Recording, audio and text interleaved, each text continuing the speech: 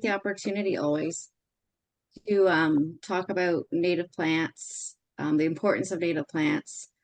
So I'm just going to start sharing my screen, and also just to give another further kind of like shout out to the Conservancy. As Amanda mentioned, I'm on the board, um, and I fully support the Conservancy. One thing that's great, I mean, I love planting native plants. I find a lot of the time we do that to support wildlife, that we want to kind of rewild some of our spaces. But the thing you can probably, the most impactful thing you can do is kind of protect those wild spaces that are already existing. And that's exactly what the Conservancy does as a land trust. So kind of the biggest impact is helping support organizations like the Conservancy protect those meaningful places in Muskoka.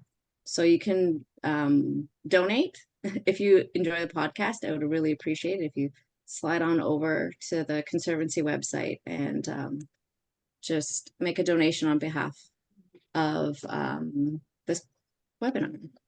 And okay, so I'm going to try to figure out why this isn't going to full screen. There we are. So native plants for Muskoka Gardens. Like Amanda mentioned, I own a native plant nursery just outside of Gravenhurst and lived in Muskoka for about 8 years. One thing I've noticed is that we have really hard growing conditions. That's often why people kind of like get into native plants to begin with up here. Sometimes it's more out of just nothing else will grow here. That's a message that I hear all the time, that often other landscapers or other gardeners are telling people like, well, nothing else will grow here. And there are a lot of options. Native plants are a great alternative, especially to what used to get planted here. You know, we go everywhere and we see like periwinkle, goutweed, some really invasive species because they were planted there as like the only thing that would grow in Muskoka.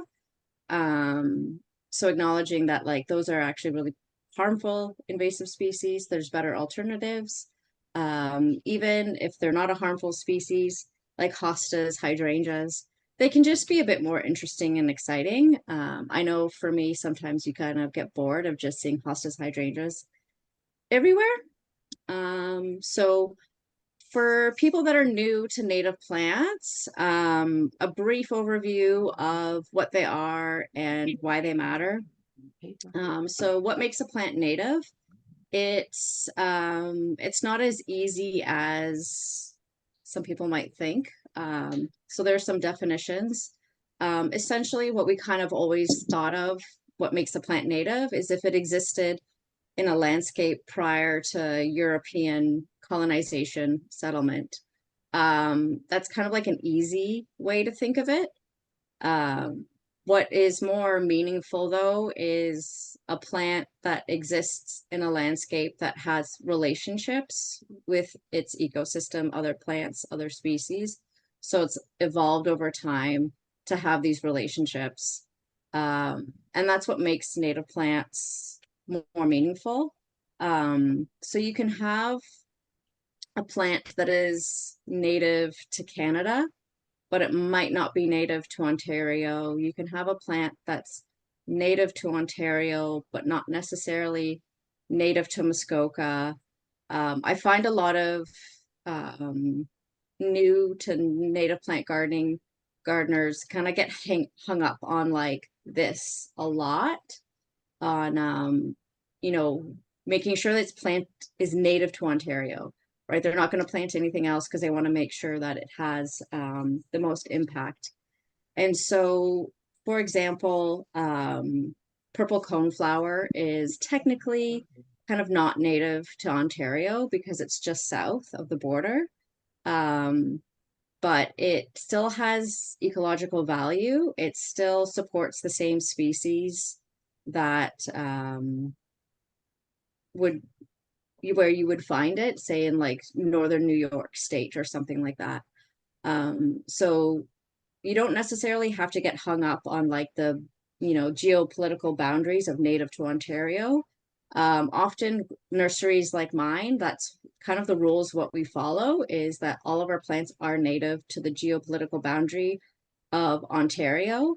But that's usually for other larger issues of classification for support from other larger organizations like North American Native Plant Society.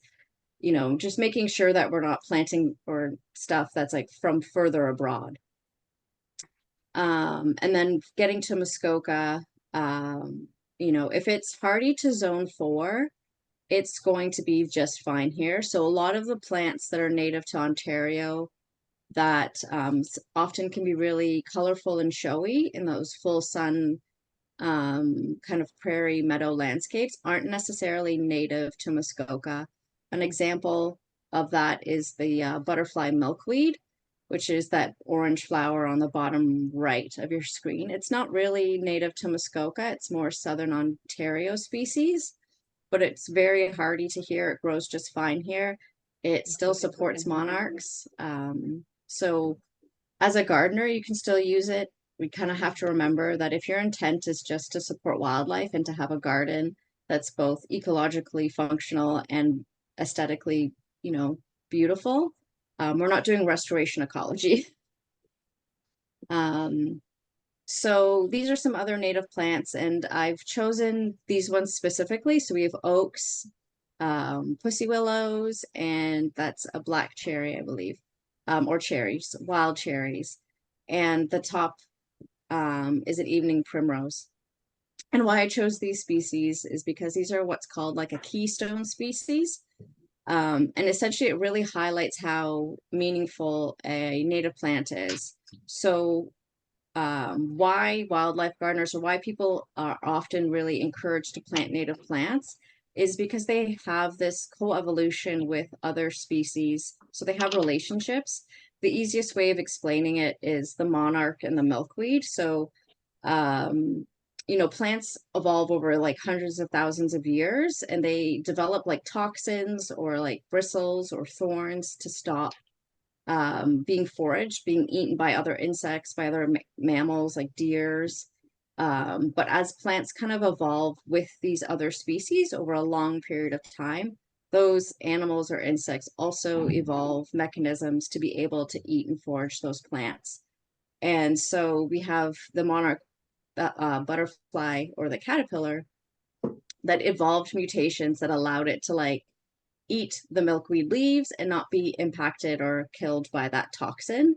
Um, and it also was kind of this win-win where like it took in that toxin into its body, and it made it toxic to other predators. So it was kind of like this win-win until humans came onto the landscape and decided that we didn't like milkweed because it was toxic to cows and cattle and humans and dogs, and it was weedy. So we kind of removed it from a lot of places and a lot of landscapes. And now we have a situation where we don't have monarchs anymore. So that's a situation, it's not a unique situation. You see that relationship everywhere in nature where we have butterflies, moths, birds, mammals that are dependent on very specific species, and they're often native plants. If people have questions about this, definitely pop them in the chat. I just want to make sure we get more into like the meat of like the plants. So that's kind of the background of native plants. I also like to give a little brief into like what isn't a native plant.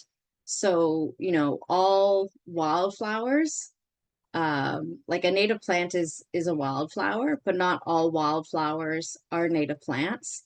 So especially if you're driving down a road or going down like a really well-used trail, and you see a lot of like colorful flowering plants, more than often than not, those are not native species. So like Queen Anne's lace, Dame's rocket, Viper's bugloss, um, chicory, periwinkle, like things that have just become naturalized that we see along the road. They're not native species. They're wildflowers. Some are harmless. They've kind of have a role in our ecosystem and they're not pushing out other native plants. And some can be very harmful. And then some are kind of starting to be a bit more harmful, like Dame's rocket is starting to be a bit more aggressive and choke out native plants. And then we also have what's called nativars, or hybrids of native species. So we have Echinacea, white swan, Diablo, ninebark. And essentially it's just plants that have been cultivated to have different color petals. Sometimes they're double petals. With the ninebark, it has purple leaves instead of green leaves. And this isn't always harmful, but I always say if your primary goal or intent in planting and using native plants is to support wildlife, it's best to go with a pure species, a non-cultivated species, just because there can be impacts. So, for example, an insect that would host or eat the leaves of a ninebark isn't going to recognize or eat the Diablo because it's going to taste different because the chemical consistency of that leaf is different. It's probably not going to recognize it. And sometimes when plants have a double petal system, it changes the way or ability pollinators can access pollen and nectar. So when in doubt, go with a pure species. If you're wondering what that is, essentially, if the plant has a cute name, like white swan or Diablo, then it's not native. It should have the scientific name. So we'll see that later on in the slideshow. So, Solidago nemoralis or something you won't be able to pronounce. That'll make it a native plant. So I kind of mentioned earlier that a lot of the time, especially in Muskoka, people come to native plants because they're considered to be low maintenance, which they are, but with the caveat of being that you have to right plant for the right place. So the best thing about native plants is that they are have evolved to grow often in very specific conditions. So they can be really dry, really wet, really sunny, really shady. So you can have like a black-eyed Susan that grows along the road in like gravel and sand. And it's going to thrive in that kind of garden that's really full sun and sandy and well drained. But if you put it in a really like wet, shady garden, it's not going to thrive. So just consider like what the habitat requirements are for the plants. Will make the plant the most low maintenance. So consider the light conditions of your garden, the soil type, and the moisture availability. And I'm going to get into a little of like what that looks like. And then for us, when we install gardens, we water enough to establish the plants. So depending on time of year you're planting, so for first few weeks, and then after that, we're not watering ever. But you will have to weed. So depending on how the garden is planted, will dictate how you want to weed and how you like the garden to look. So some people are more happy with some weeds than others. Usually in the first couple of years of planting a garden are the worst because the soil's been disturbed most recently. And if you plant things denser and closer together, you don't have to weed quite as much, but there's always weeding. So for us, these are kind of like the three big garden types that I see. By all means, there's obviously going to be, probably hundreds of others. So I was going to say when I'm doing this talk, if you find that you have a site condition that doesn't quite touch on any of these, feel free to drop it in the chat and be like, hey, this is my garden. What would you recommend? Because there might be other people out there wondering the same thing. So shoreline for sure in Muskoka, there's a lot of waterfront, also just kind of wet meadows, wetter areas, so sunny and shady. So obviously the water, the characteristics is that it's going to be wet. It doesn't have to be wet all year. So this time of year, if it's really mucky to walk on, so you're stepping on it and the water is kind of coming up through your boot, and same in the fall, but it can dry out in the summer. It would still be a wet, medium to wet area. And soil types would vary. Some do better than others. So cardinal flower, for example, really likes sandy, wet conditions as opposed to loamy. So on the rocks is, you can just think of like that rock face that comes down to the water where there's like that pine tree growing out of the crack. That kind of landscape is really common too in Muskoka, where we have like really shallow soil and the sand that is on it is often really sandy. So there are lots of plants that will grow in those conditions. You're not going to get a lot of height, but there's definitely plants for you. And then under the trees, so it's obviously shady. We have a lot of dry shade in Muskoka. So again, that's often because a lot of our soil is sandy. So it's really well drained. I will say, a question I get asked a lot is that, oh, I'm in Muskoka, there's tons of pine trees and spruces, and so it's really acidic. They assume that that's a problem. And that's a bit of a misconception. So pine trees or conifers or oaks don't make your soil more acidic. It's more of the fact that they grow in acidic soil. So our soil is a little acidic in Muskoka, but not to the point where it's harming plants. It's because of our bedrock is granite. Our soils is really mostly sandy, and that is going to make the soil a bit more acidic.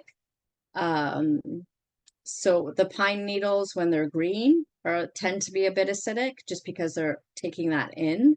But by the time they kind of dry and fall and have turned brown, they're neutral.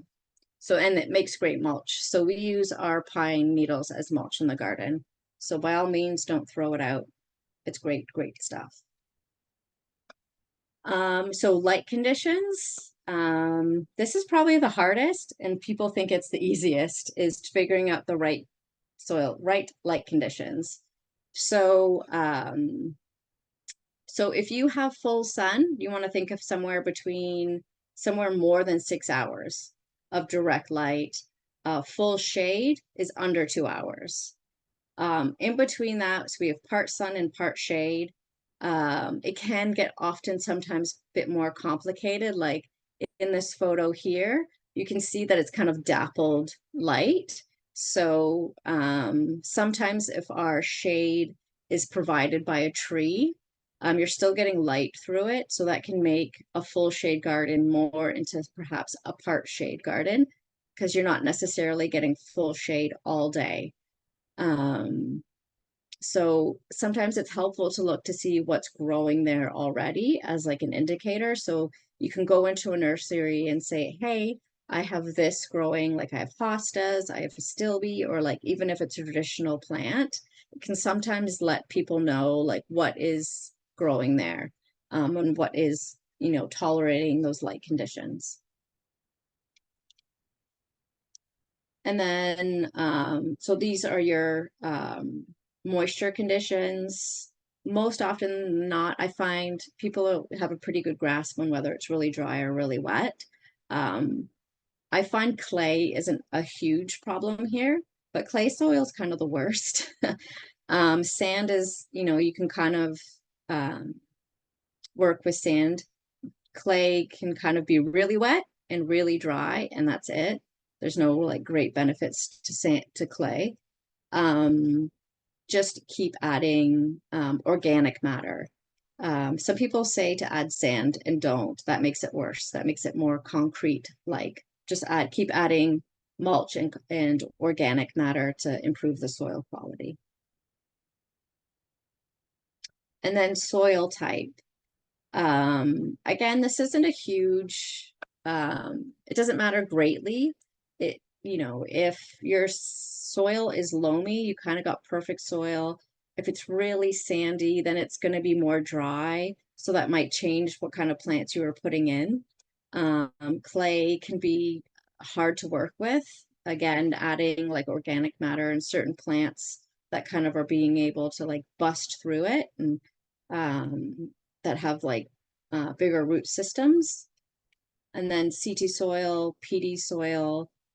Peat obviously is going to be a bit wetter, kind of boggish. So you can do a soil test, essentially just kind of like holding it into your hand and rolling it. And then if you have clay soil, it's going to stick together. Sandy soil, it's kind of fall apart. And then if it's loamy soil, you know, it'll stay together but kind of fall apart if you know, poke at it a little. Um, so it gives you kind of a general idea. With sandy soil too, you often can just see the particle size is going to be larger, so you're going to be able to see the difference. So the plants, this is kind of the fun part. So for a lot of gardeners that have shoreline, I want to also say it doesn't have to just be shoreline. It can be wetter areas of your yard. So sometimes, like for me, example, I don't live on the water, but we have a large area that's like a big wet meadow. And then we do get certain areas that kind of get seasonally wet more than others. So these are great options for full sun. So again, if you have 6 or more hours of sunlight and it's seasonally wet.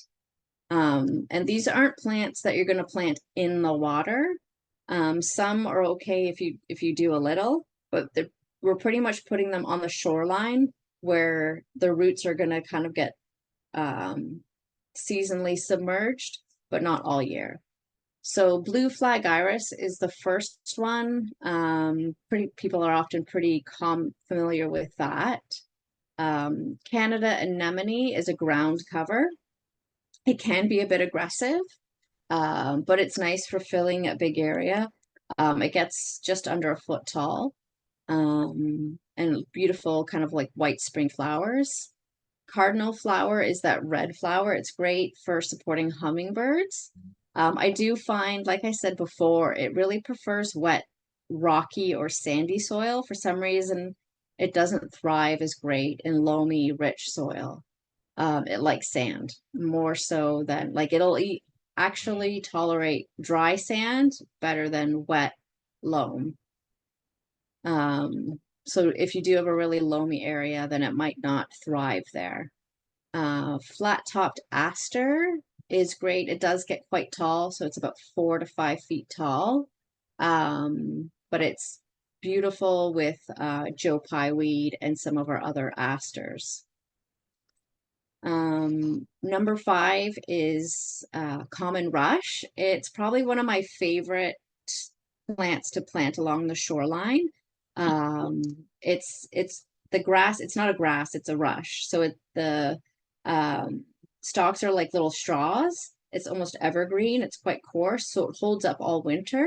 It's quite dense, so it adds a lot of like structure and vertical interest into the shoreline. Blue vervain, again, it's just an easy to grow shoreline plant. Swamp milkweed is really nice if you want to support monarchs, but you don't want common milkweed in your garden because it's a little bit more erratic. Swamp milkweed is more perennial and it doesn't tend to move around quite as much. And it also has a kind of showier color. It's a bit darker pink and it's really pretty. Bottle gentian is one of my favorites because it's only pollinated by bumblebees because it's closed. So you can see the flower is closed and bumblebees are the only ones strong enough to be able to open it and kind of get inside the flower. And it's amazing just to watch the little bees go in there. Sometimes the flower closes in on them and they kind of have to like push to get out and you see the little bee butts wiggling around, and it is really an amazing plant to put in your garden just to watch bumblebees. Purple stemmed aster. Another one is New England aster would work as well. They're pretty similar.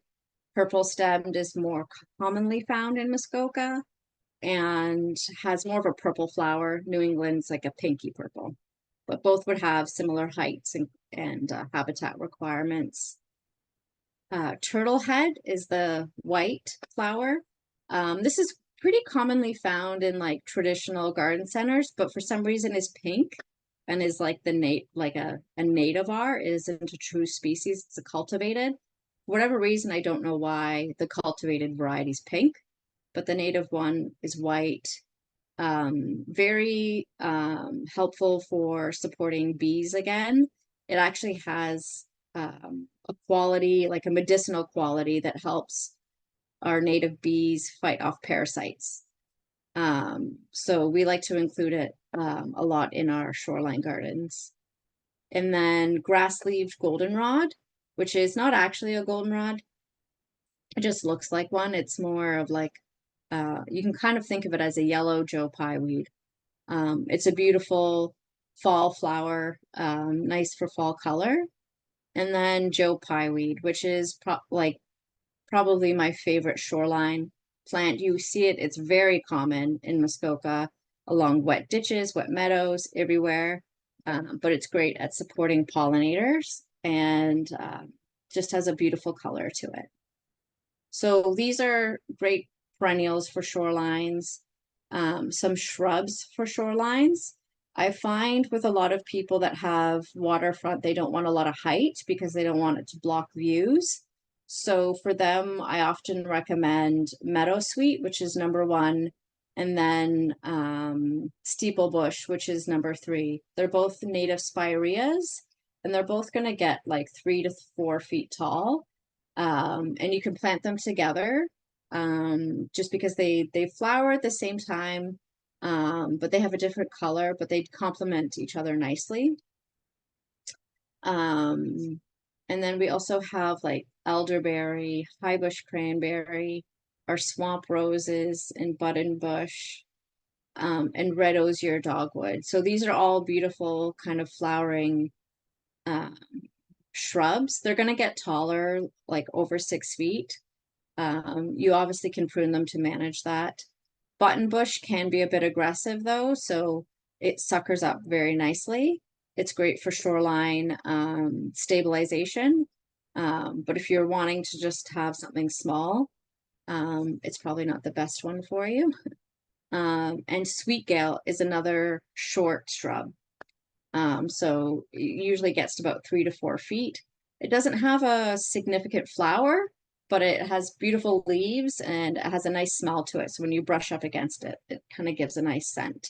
So we like putting that one in for that reason. And then for all of you guys that have no soil, so on the rocks, one habitat that we have here, like if you look at the Torrance Barrens, if anyone's been there, alvars, like Carden alvar. So the Carden alvar is just a limestone barren, essentially. Like we have the Torrance Barrens, which is granite, and then the Carden alvar, which is limestone. But you can kind of both have similar habitats, is that it's rock with very shallow soil with beautiful flowers. So if you ever go to the Barrens in the spring, or if you go to Carden in the spring, beautiful wildflowers. So some of those obviously can be used in some of our rocky kind of shallow soil gardens. So black-eyed Susan, harebell, wild strawberry is one that is beautiful and kind of grows everywhere in Muskoka. We do use it a lot in gardens, especially in rocky areas, because it'll kind of grow through the rocks. Number 1 is prairie smoke, and it's one of the first to flower, after the trees, like after willows and oaks and maples. And it's a beautiful flower. It just kind of sends out a little puff of pink smoke. Black-eyed Susans, which I'm sure in Muskoka we're all familiar with. Coreopsis, which is great for having color all season. So if you deadhead it or cut it back, it'll bloom June to September pretty much. And field pussy toes is a nice ground cover. It pairs well with wild strawberry, and it's actually a host plant for painted lady butterflies. And it's just got a nice silvery green color. Harebell, which you can see grows in on the barrens, and it flowers kind of erratically. So June to September, whenever it feels like flowering, it'll kind of often flower various times. So it's nice planted with coreopsis because the yellow and the purple complement each other. Hairy beard tongue, again, is often found on Muskoka rocky barren areas.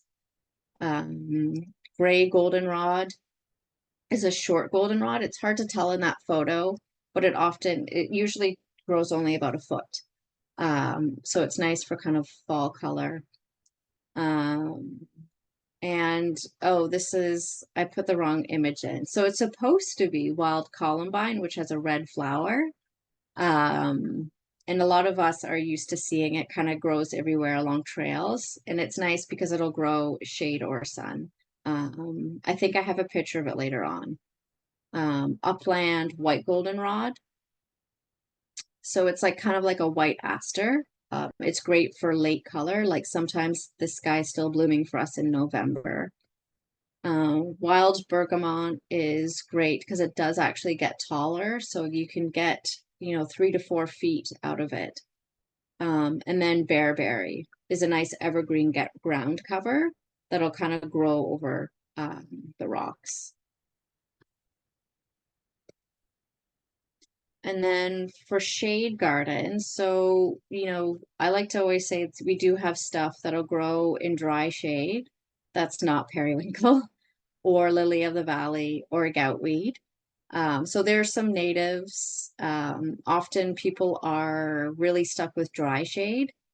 So 7 to 12, so wild geranium, foam flower, blue stemmed goldenrod. There's the red columbine, Christmas fern, and foxglove beard tongue. So a popular combination that I use a lot. Um, Foxglove beard tongue is more part shade though, rather than full shade. If you have a bit more moisture to your soil, if it's a bit loamier, then trilliums are a great addition.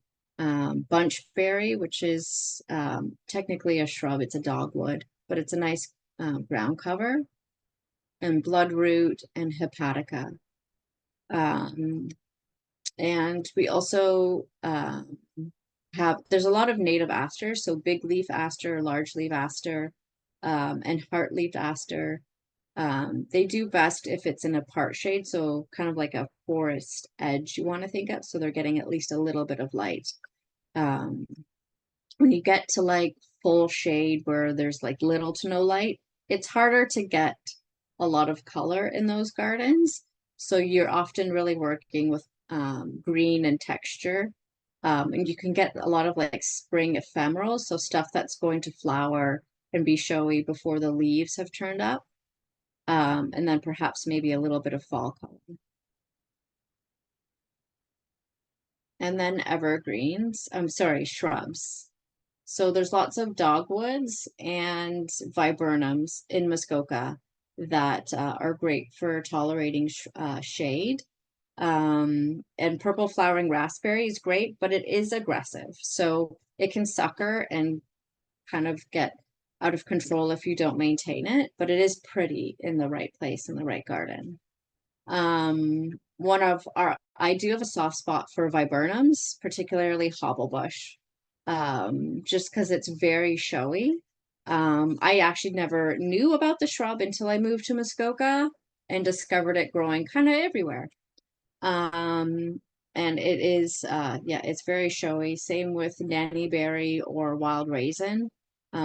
Beautiful white flowers, and then you get the nice kind of fall berries on it too. And then Canada Yew is a nice evergreen. It's hard to come by through nurseries though. We're starting to propagate it.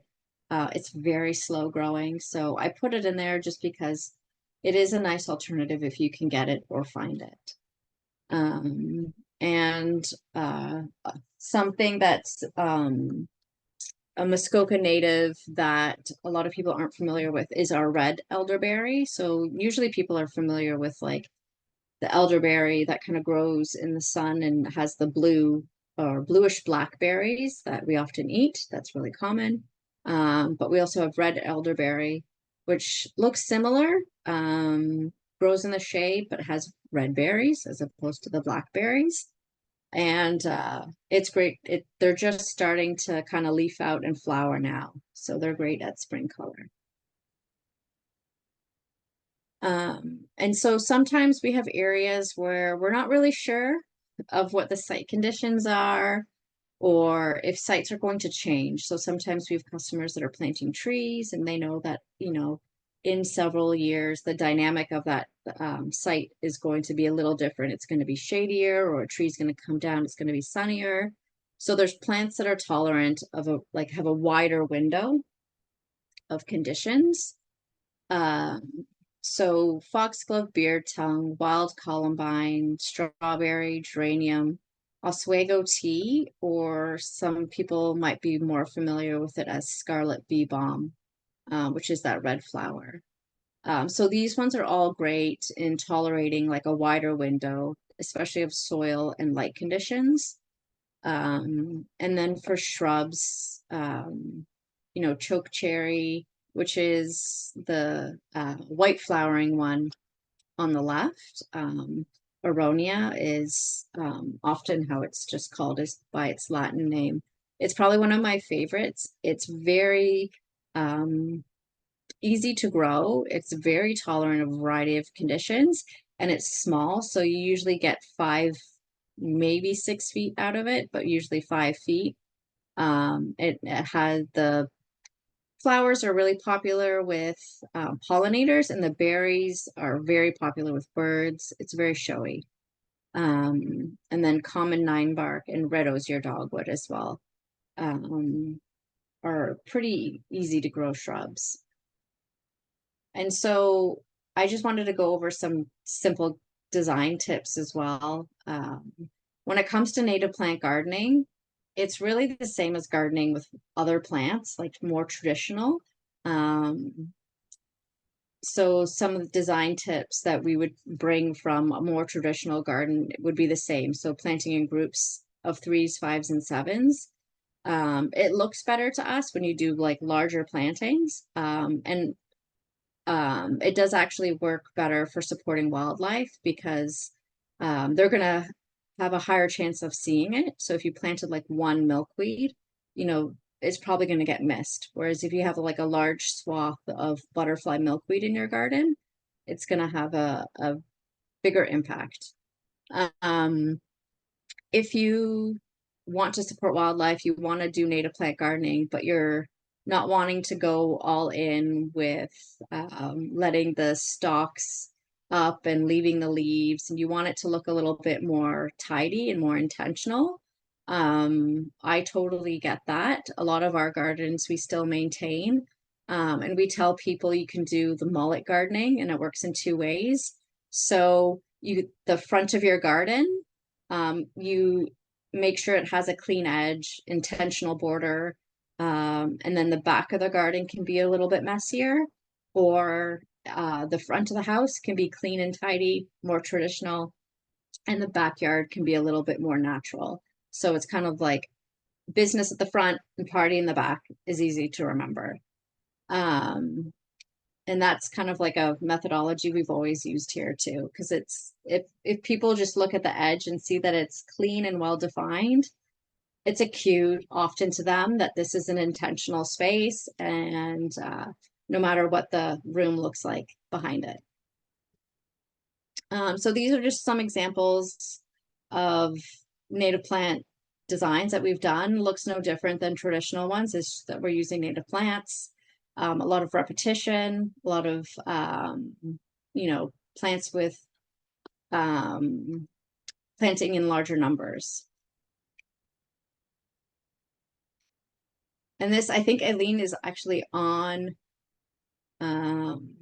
the call today. So this is actually her garden, and I didn't include a picture of her garden. I have one, and I actually thought of it this morning because she lives in Gravenhurst. I won't give out her address though, but she's the most beautiful native plant garden in all of Muskoka. It's well loved and maintained. This picture does not do it justice. Yeah, it shows how native plant gardens can just be the most beautiful, breathtaking thing there. We did a bit of maintenance on it last year, and there was tons of pollinators and bugs. I saw swamp milkweed beetle for the first time ever on one of her butterfly milkweeds. So yeah, it's a very productive ecological garden, and it's also just like breathtaking and beautiful. Um, so we already talked a little about maintenance. Again, if, depending on what you want out of your garden, some people want it just to be low maintenance. Some people want it to support bees and butterflies and songbirds. Um, so I feel like you acknowledge what your goals are out of the garden. And, if you want to support wildlife, then it's best to kind of let it be as natural as possible. So you don't have to rake the garden. Try to let it sit for as long as possible, especially in the spring. You can leave the stalks. Sometimes native bees or solitary bees will nest in the like hollow stems. So leaving those, you can cut them to about 1 to 2 feet length from the ground, and it won't impact the bees at all. Um, and often people say to leave the leaves and not clean out your garden until it's like 10 degrees. This is kind of true, but it's also doesn't acknowledge that a lot of our pollinators and insects have a different life cycle, and some aren't coming out till June, some are still hibernating and laid eggs in May, and they don't come out till July. So, you know, waiting till 10 degrees and then doing like a clean sweep is still not the best for wildlife. Is it better than doing it in April when it's 0? Probably. So, acknowledging that like letting it be natural is the best thing, but also like if you want it to be um, a garden that you're proud of and happy with, being okay with that. So these are some pictures of gardens that we planted. Oh, and there's Aileen's house, but I should have included a picture of what it looks like now because these are all planted day of, which also I acknowledge always has a want factor, and I need to go back and take pictures from like years past. And I don't know if Amanda mentioned, but so the Muskoka Conservancy actually has a native plant sale every year. So you can see the URL there. So jump on there. There are some plants left, not a lot. But yeah, by all means, please go support the Conservancy through their native plant sale. I think the pickup is the first weekend in May. And they have different pickup dates and locations, I think Bracebridge and Gravenhurst.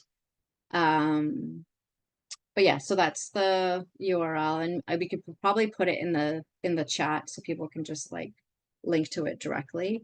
So I believe that's everything. So that's my contact info. So like I said, feel free to ask questions now about spaces. We do have a nursery, so you can come and we can have more in-depth conversations by all means at the nursery. It's all set up based on growing conditions.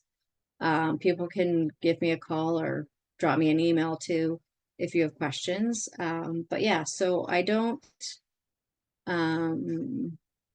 can't see the chat. I don't know if there's questions now. I have to go Yes, find it. there are some Okay. questions. I can read through them. But Okay, thank perfect. you, Laura, for such a comprehensive webinar about native plants. I really like how you put it into the 3 different sort of garden types and what good plants are for each of those areas. We do have a few questions in here that I'll go through, and then I'll see if I or Cameron can get the link to the native plant sale in the chat as well at some point. So the first question I think we got in here was from Kathy.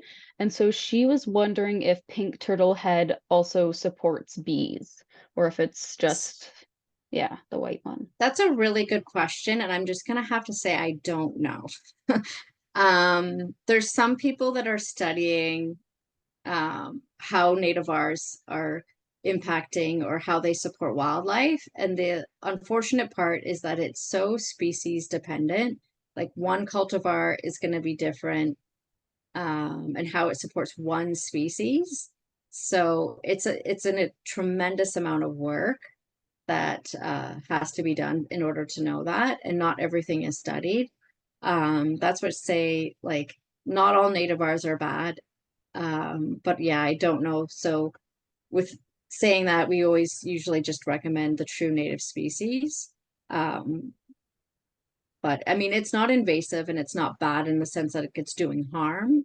I just don't know if it's has that medicinal quality that the native one has. Right. That makes sense. Samuel said that he thinks you might have covered it earlier in the presentation, but how closely do you think we should adhere to eco-district planting? For instance, planting in Muskoka wildflowers that are native in the Carolinian region. So I think it depends on what your goal is. Like, I find a lot of native plant gardeners get really hung up on being purists and planting the 100-kilometer rule, or planting only in Muskoka natives. And I don't see, again, this is just my personal opinion. I don't think it's such a big deal.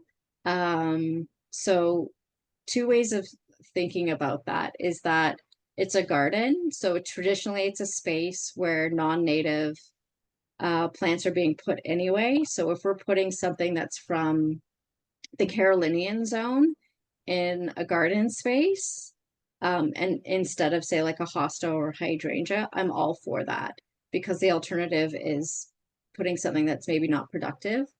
Um, we're not restoring the land back to like, um, it's not a practice in restoration ecology, which is very different principles, very different rules. So, and often there's genetics that sometimes people will say will matter. In my experience, the stuff from the Carolinian zone is still very hardy, often hardy to zone 3, and grows really well up here. Um, some people have encouraged that idea because of the concept of assisted migration for climate change, acknowledging that as it warms in Muskoka, the species dynamic might change.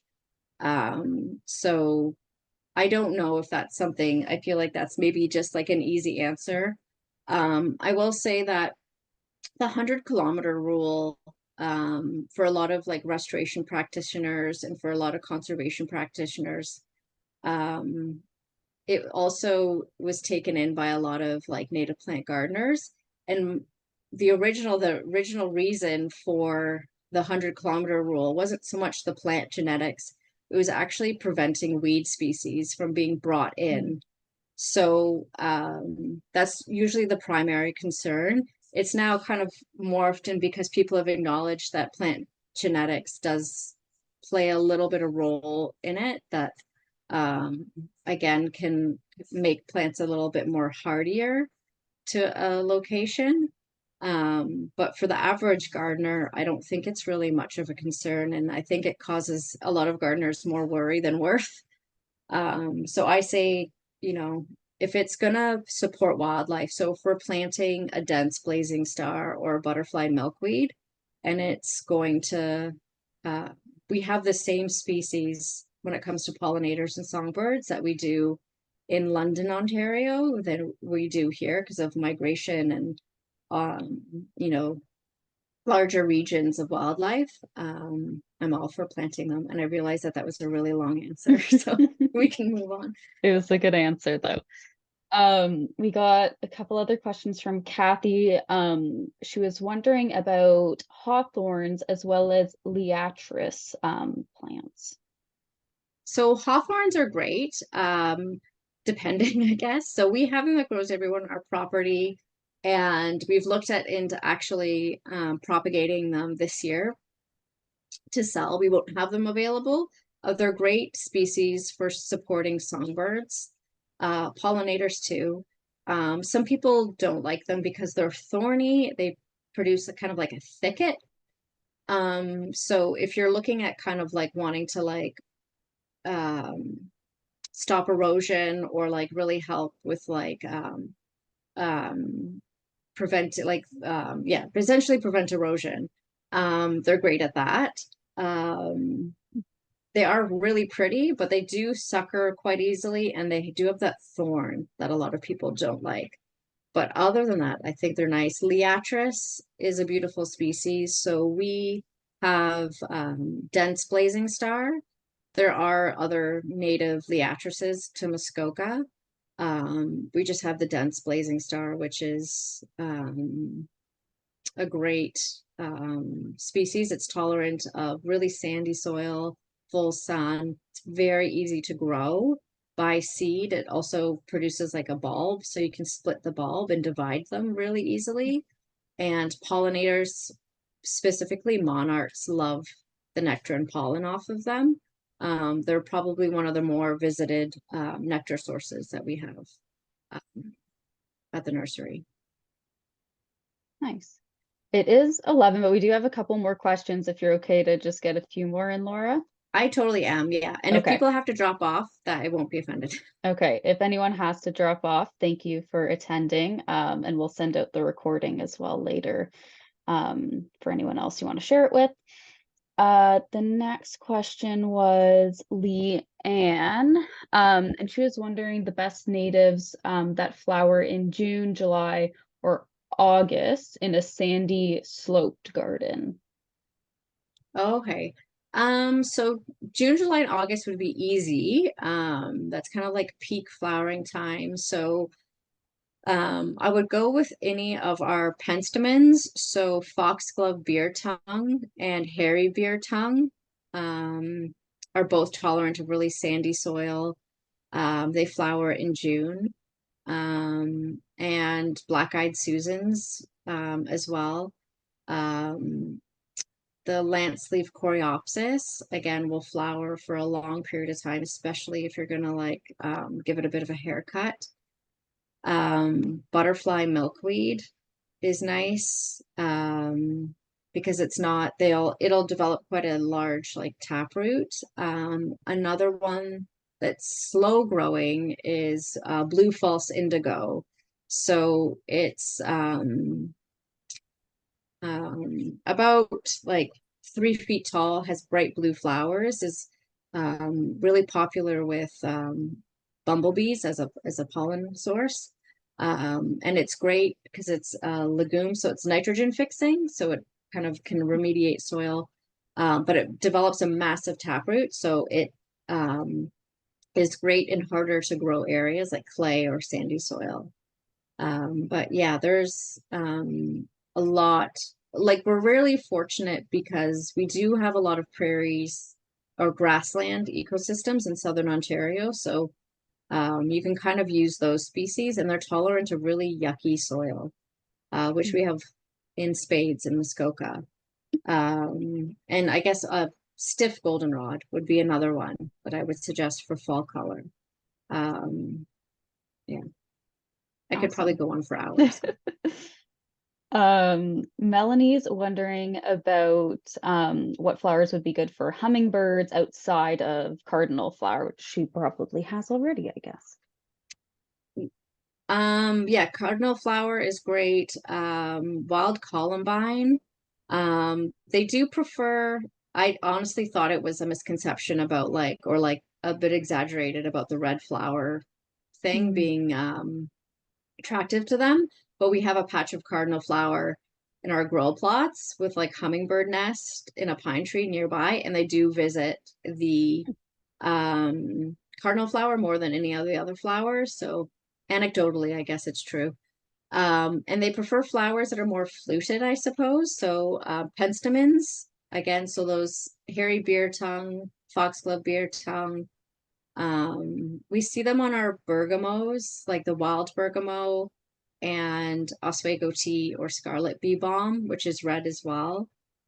Um, so like you can look for red, but then like flower shape as well. So anything that's kind of like a fluted, like anything it's gonna like want to stick its little beak in, tends to be really popular with hummingbirds.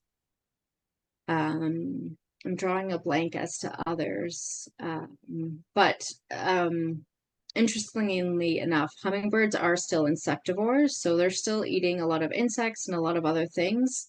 They're just getting those sugar fixes as kind of like what we do. So it's like a quick boost of sugar to get going. But a large part, their primary diet is still insects. Hmm, We just don't see them eating them. So, um, yeah. very interesting. We have a couple questions that relate to invasives as well. So Jake is wondering about any tips for clearing invasive gout weed specifically, and Katie is wondering about any recommendations for planting in areas that are dominated by periwinkle. So any plants that are native plants that are good at outcompeting periwinkle. So with removing it, I guess I'll address the removal. Removal is quite hard. You have to be persistent.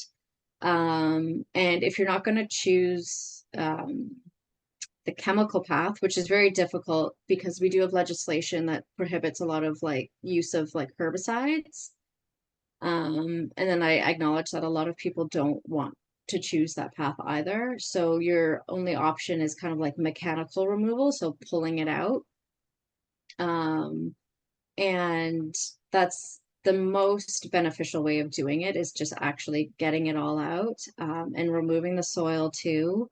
Muskoka does have a mechanism for invasive species disposal. I don't know. I've tried several times to like figure out how that works, and they've never returned my phone call. But Hmm. it does say on their website that they do have a mechanism for it. So there is an opportunity to dispose of it appropriately. So but what you want to do is make sure that you don't compost it and that you put it in black garbage bags, and you can let it solarize, and then it essentially just heats up the vegetation and kills it. So yeah, you want to remove as much as the goutweed is or periwinkle as possible. Some people do have success with solarizing um, it in the ground, so putting like black plastic and killing everything or smothering it. I find smothering it isn't as helpful as like the only method. You kind of have to pull as much as possible and mechanically or physically remove as much as possible. And then you can try kind of like smothering it. So whether or not you're mulching it or putting cardboard or something. There's pros and cons to both. You're impacting soil health, obviously both ways. Um, but it's kind of, um, the alternative is letting the goutweed or periwinkle thrive. Mhm. For plants, it depends on the location. So if it's periwinkle, presumably it's probably a shady area. There's nothing that will outcompete it because I mean that's kind of what makes periwinkle so evil is that nothing outcompetes it. I will say wild geranium is really good at growing above periwinkle. Um, Wild strawberry can be pretty tolerant of it, and like it's not aggressive, but it can kind of grow easily and get a head start. Other plants like blue stemmed goldenrod it's so large that it can grow above the periwinkle too. So I don't think there's no plants that are going to outcompete it and kind of hurt the periwinkle or hold it back. You're going to have to still kind of go in there and maintain the space to make sure that it doesn't choke out the plants. Um, but yeah, I don't know if that it's I wish there was an easy answer for invasive species, but it's unfortunately just a lot of work often. Yeah, it's a bit tough. I think that was it for all of our questions. Eileen did include her email address in here if anyone's interested in visiting her native garden that you guys installed there, which is great. I'll just also add that Cameron did post the link to our native plant sale in there. You can find it on our website, which is muskokaconservancy.org as well. And the pickup date is May 4th, and we have locations in Gravenhurst, Bracebridge, and Huntsville, if anyone's interested in that. But Laura also has a lot of amazing plants that are available too, so feel free to check out her website, and order plants from her as well and get some tips and tricks. Thank you, Laura, for such a great presentation and webinar. And thanks everyone for joining us. If you have questions, Thank you. her information's here as well, so you can always record that and follow up with Laura too. Yes, please do. Have a great day, everyone, and thanks. Thank you.